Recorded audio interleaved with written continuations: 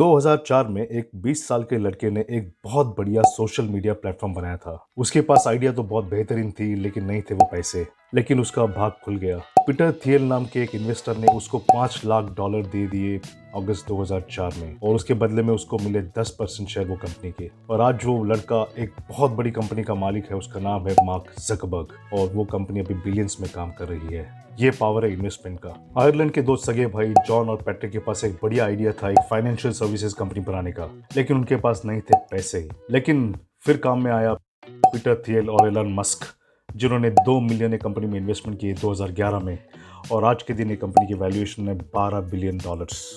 ये पावर है इन्वेस्टमेंट का। 2005 में चार्ड हर्ले, स्टीव चेन और जावेद करीम, इन तीन दोस्तों ने एक कंपनी शुरू की, जो कंपनी आज 28 बिलियन का रेवेन्यू बनाती है। इस कंपनी ने सिक्वाया कैपिटल ने 3.5 मिलियन का इन्वेस्टमेंट किया था।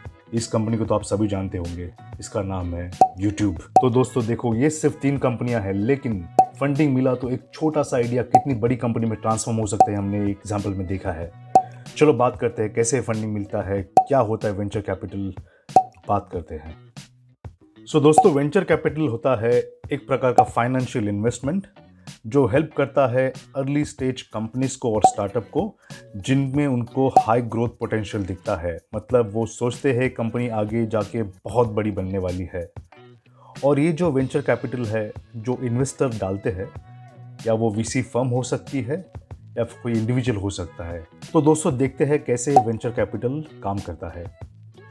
सबसे पहली बात, स्टार्टअप कंपनियां जिनके पास आइडिया रहता है, उनके पास रिसोर्सेज नहीं रहते, तो उनको चाहिए रहता है फंडिंग अर्ली स्टेज में, जिससे वो लोग अपना प्रोडक्ट बनाते हैं, अपनी सर्विसेज डेवलप करते हैं, टेक्नोलॉजी को यूज़ करके अपना जो यूज़र बेस है वो बढ़ाते हैं। उसी के लिए उनको, अगर आप देखो तो पहले की बात अगर आप सोचो तो बैंक लोन या फिर और बहुत सारे ऐसे रिसोर्सेस हैं जिनसे पैसा मिलना बहुत ही डिफ़िकल्ट होता है, और उसमें काफ़ी सारा रिस्क रहता है, क्योंकि बैंक सोचती है कंपनी आगे नहीं बढ़ी तो क्या होगा। तभी काम में आता है venture capital investment. Venture capital investment अपने खुद के जेब से पैसे डालते हैं, या फिर अलग अलग पेंशन फंड्स, एंडोमेंट्स, या जो बड़े बड़े रईस लोग हैं या जो बड़े बड़े कॉलेजेस हैं, वो इन वेंचर कैपिटल में पैसा डालते हैं, और वही पैसा जाता है स्टार्टअप में, जिनमें इनको ग्रोथ दिखती है।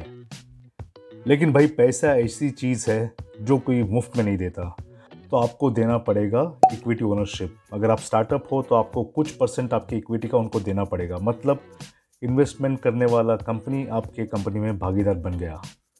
लेकिन उसके साथ आपको मिलता है सपोर्ट, गाइडेंस, उनके बहुत सारे कनेक्शन रहते हैं इंडस्ट्री में, उसकी आप हेल्प ले सकते हैं।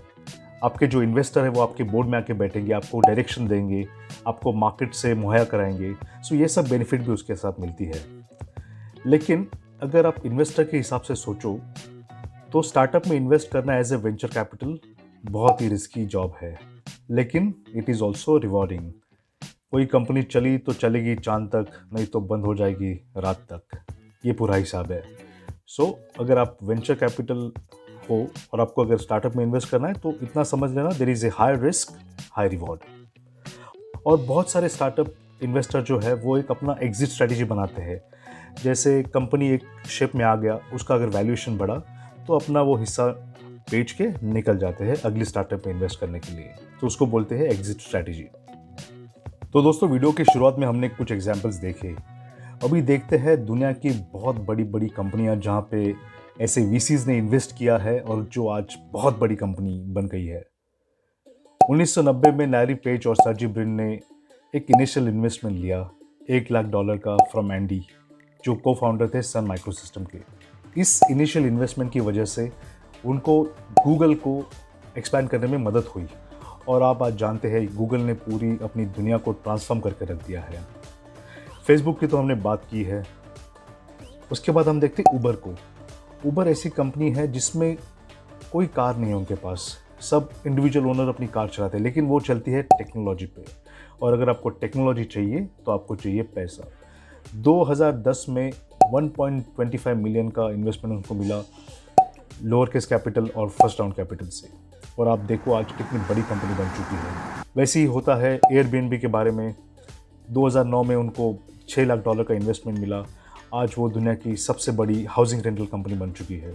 स्पेसएक्स, एलन मस्क ने स्पेसएक्स में इन्वेस्टमेंट कर दिया 20 मिलियन का 2008 में, और आज स्पेसएक्स आसमान की बुलंदियों को छू रही है। और ऐसे हज़ारों एग्जाम्पल्स है।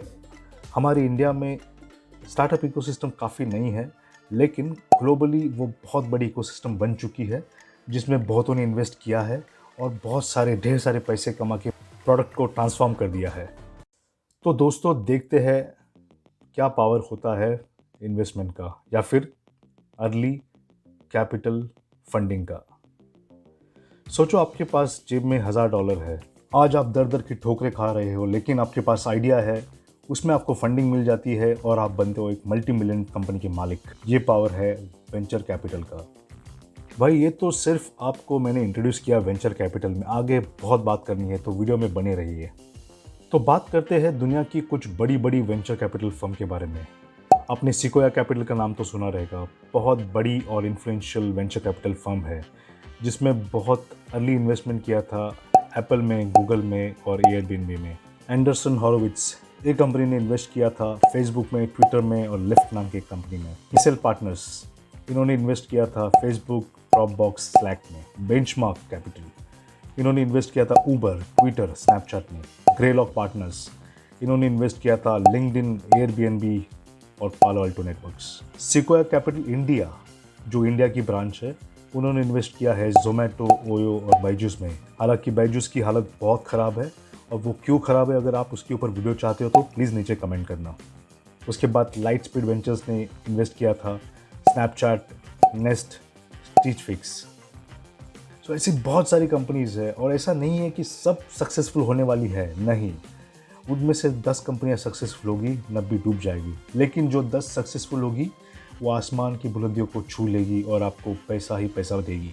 तो दोस्तों, चलो थोड़ा और विस्तार में देखते हैं वीसी का रोल क्या रहता है एक स्टार्टअप इकोसिस्टम में।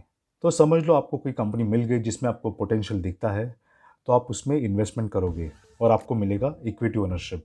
लेकिन इससे सिर्फ काम चलने वाला नहीं है। आपको उनके साथ बैठ के उनको फंडिंग तो देनी ही है, लेकिन उसको आपको मेंटरशिप देनी पड़ेगी, आपको एक्सपर्टीज़ देनी पड़ेगी, और आपको इंडस्ट्री का जो नेटवर्क है उसको बढ़ाना पड़ेगा।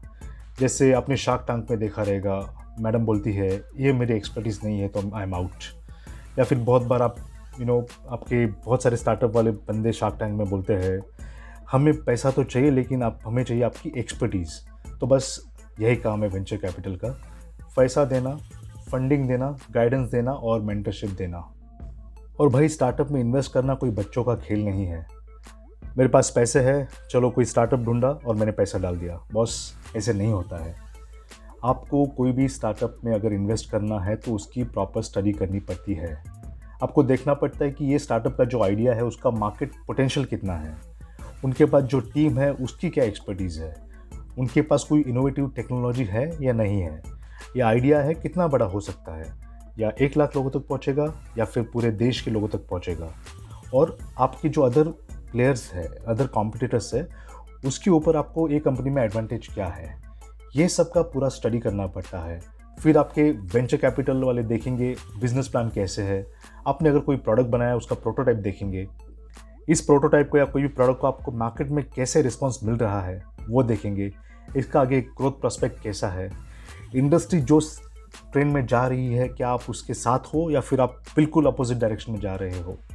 सो ये पूरा एनालिसिस करके वेंचर कैपिटल कंपनियां फिर डिसाइड करती है कि हमें कौन से हाई ग्रोथ होने वाली कंपनी में इन्वेस्ट करना है जो हमें हमारे रिटर्न की इन्वेस्टमेंट के ऊपर अच्छा खासा रिटर्न दे सके।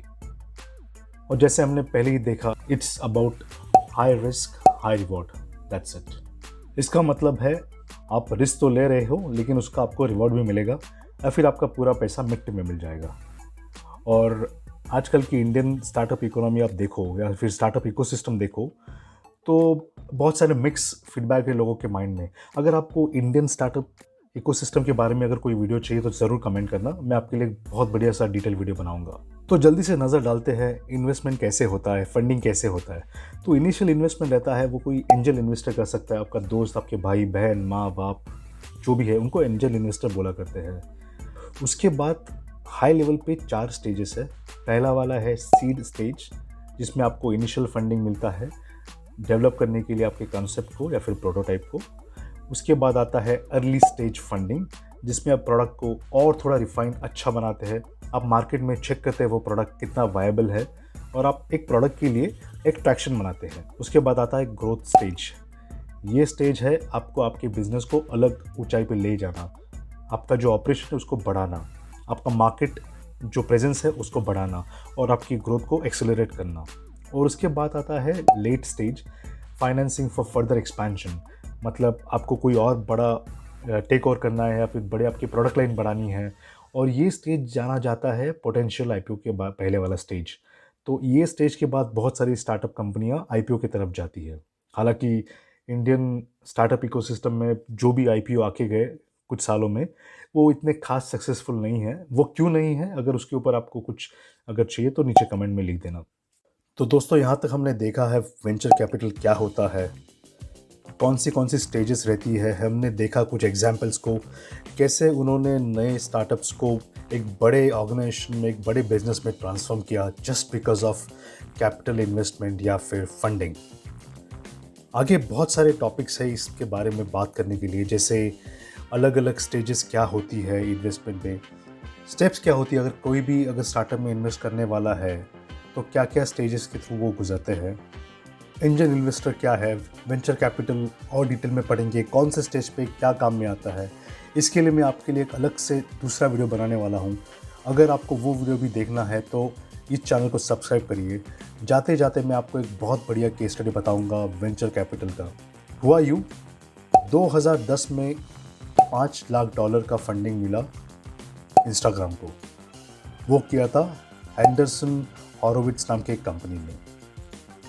उसके बस 2 साल के बाद उसको फेसबुक ने एक्वायर किया $1 बिलियन के वैल्यूएशन पे।